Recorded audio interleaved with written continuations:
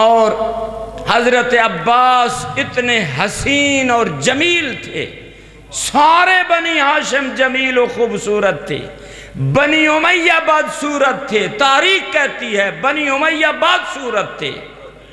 تو اسی پریشان ہو گئے، پریشان نہ ہو، بنی امیہ بدصورت تھے، کہہ رہا ہوں بنی امیہ بدصورت تھے، بنی ہاشم خوبصورت تھے، حسین و جمیل تھے۔ حضرت ہاشم ابن عبد المناف کے متعلق ہے، حضرت ہاشم کو بدر الحرم کا لقب دیا گیا، اور حضرت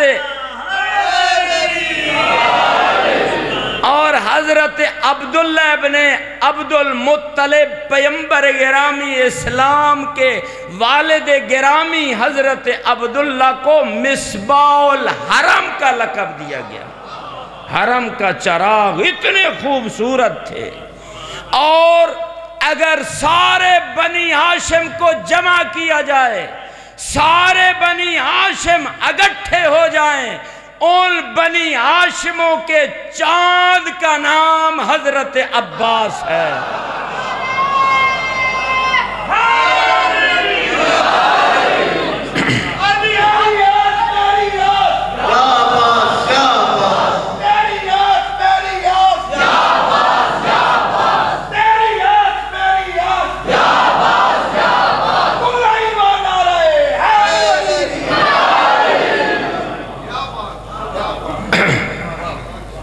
حضرت عباس علیہ السلام کا قد اتنا لمبا تھا، طویل القامت، گھوڑے پر سوار ہوتے تھے، اور جب پاؤں رکاب میں ہوتے، زانو گھوڑے کے کانوں تک جا پہنچتے، جب پاؤں رکاب سے نکالتے، پاؤں زمین پاؤں کے بوسے لیتی، اتنا لمبا قد تھا جی۔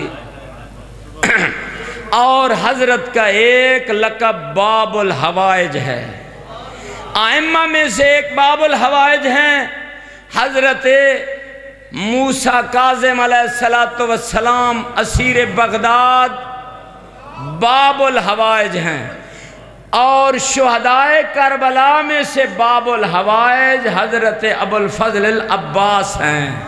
اگرچہ سارے شہدائے کربلا باب الحوائج ہیں، لیکن حضرت ابو الفضل خصوصی طور پر یہ لقب خدائی لقب ہے جو حضرت عباس کو ملا، باب الحوائج، حاجتوں کا دروازہ۔ اور ایک میں نے واقعہ پچھلے سال سنایا تھا، اور اس کی تمنا اس سال بھی کی گئی کہ وہ واقعہ سنایا جائے باب الحوائج کے متعلق۔ آپ کی توجہ ہے تو میں سناؤں۔ ایت اللہ عراقی واقعہ نقل کرتے ہیں، حضرت ایت اللہ حسن شیرازی، تماکو والے فتوے والے جی، جنہوں نے تماکو کی حرمت کا فتویٰ دیا تھا۔ مراجع کی طاقت کا اگر ملاحظہ کرنا ہو تو مراجع کے اس عظیم مرجع کا فتویٰ آپ تاریخ میں پڑھ لو، تاریخ میں ثبت ہے۔ ہندوستان اس وقت برطانوی حکومت کے تحت تھا، مسلط تھا برطانیہ۔ انہوں نے ایک کمپنی جو ہے وہ ایران میں بھی کھولی، ایران پر قبضہ کرنے کے لیے جی، جس طرح یہاں ہندوستان بھی ایک کمپنی کھولی گئی تھی اور پورے ہندوستان پر انہوں نے قبضہ کر لیا تھا، یہی منصوبہ ایران پر قبضے کے لیے بھی تھا۔ انہوں نے بہت زیادہ تماکو جو ہے بندر عباس پر بحری جہازوں کے ذریعے منتقل کیا، اور وہ تماکو فروغ کرنا تھا ایران میں جی۔ اس وقت کہ جو مرجع عالی قادر تھے حسن شیرازی، انہوں نے فتویٰ دیا کہ تماکو نوشی حرام ہے جی۔ ان کے فتوے کا اثر یہ ہوا کہ تماکو پینا ہر ایک نے اپنے آپ پر حرام کر دیا۔ جو شہنشاہ کا حقہ بھکانے والا ملازم تھا اس نے وہ حقہ توڑ دیا۔ بادشاہ نے پوچھا حقہ کہاں ہے؟ اس نے کہا وہ توڑ دیا۔ کیوں توڑا؟ اس نے کہا تجھے معلوم نہیں، حسن شیرازی نے فتویٰ دیا ہے تمباکو حرام ہے۔ جی یہ حسن شیرازی، ان کے متعلق ایت اللہ عراقی بیان کرتے ہیں کہ یہ سامرہ سے کربلا زیارت کے لیے آ رہے تھے۔ پاپ آدھا سامرہ سے جب چلے، رات راستے میں ہو گئی، انہوں نے ایک بستی میں قیام کیا اور ایک قبیلے کے مہمان بن گئے۔ قبیلے کے سردار نے ان کو بڑی خاطر تواضع کی، بیٹھک میں بٹھایا، کھانا دیا۔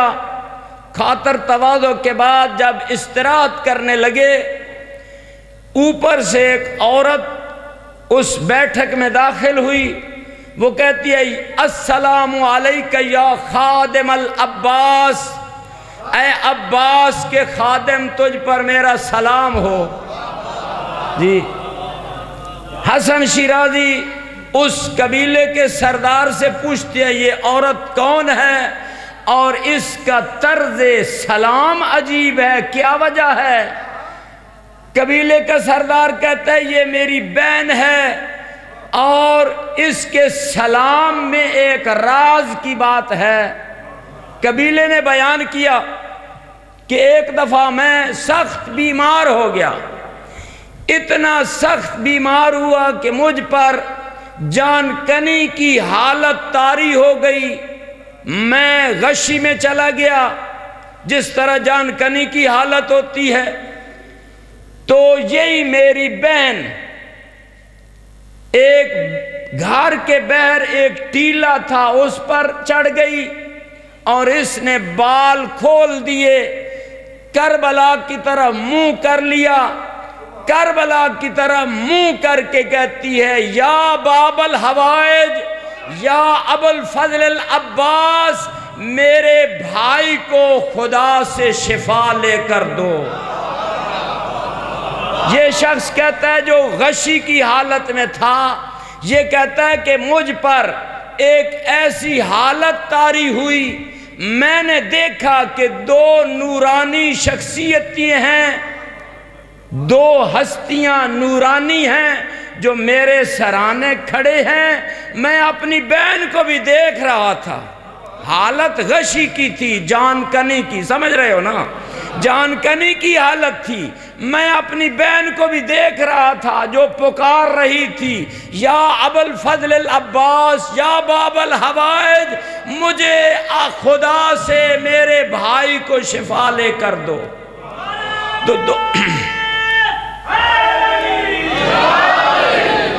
دو ہستیاں میرے سرانے کھڑی ہو گئیں۔ ایک ہستی دوسری سے کہتی ہے بھیا حسین، خدا سے دعا کرو کہ اس مائی کے بھائی کو خداوند عالم شفا دے دے۔ حضرت امام حسین علیہ السلام فرماتے ہیں بھیا عباس، اس شخص کی زندگی دنیا میں ختم ہو چکی ہے، اب واپسی ممکن نہیں۔ اسی طرح متواتر میری بہن فریاد کر رہی تھی یا ابو الفضل العباس، یا باب الحوائج، خدا سے میرے بھائی کو شفا لے دے۔ دوبارہ حضرت ابو الفضل العباس فرماتے ہیں بھیا حسین، خدا سے اس کے بھائی کو شفا لے کر دو، وگرنہ مجھ سے باب الحوائج کا لقب لے لو۔